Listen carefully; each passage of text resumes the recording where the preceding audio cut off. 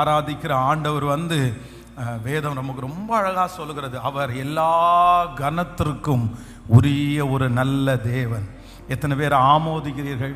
So அவருக்கு எதை வேண்டுமென்றாலும் செலுத்துவதற்கு தகுதி உள்ள ஒரு தெய்வம். நம்ம எவ்வளோ வேணாலும் ஆண்டவரை ஆராதிக்கலாம், தகுதி உள்ள தெய்வம். நம்ம எவ்வளோ வேணாலும் அவருக்கு கொடுக்கலாம், அவர் தகுதி உள்ள தெய்வம். நம்ம என்ன கொடுத்தாலும் வாங்கிறதற்கு தகுதியான ஒரு தெய்வம் யாருன்னா நாம் ஆராதிக்கிற கர்த்தர். ஆமாம். ஆனால் இந்த உலகத்தில் இருக்கிற நிறைய ஜனங்கள் தங்களுடைய பக்தியை தகுதியே இல்லாத இடங்களில் கொண்டு போய் செலுத்துறாங்க. அவங்களுக்கு அந்த இடத்துல என்னன்னு கூட தெரியல. பாருங்க, நிறைய பேர் காலில் செருப்பு இல்லாமல் நிறைய பேர் நடக்கிறாங்க. நிறைய பேர் எவ்வளோ வருத்தத்தோடெல்லாம் உடம்பெல்லாம் கீறி கொள்றாங்க. நான் ராத்திரி பகலாக ஃபாஸ்டிங் போடுறாங்க. இதெல்லாம் எதுக்காக அப்படின்னு சொன்னால் கடவுளை தேடுறதற்காக.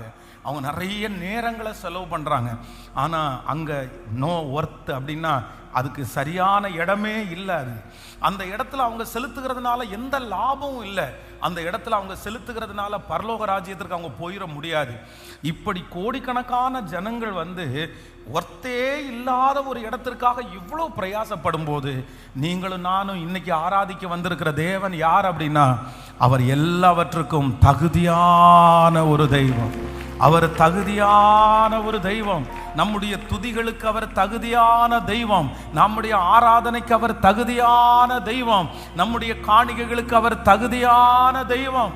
அவர் எல்லாத்திற்கும் தகுதியான தெய்வம். அதனால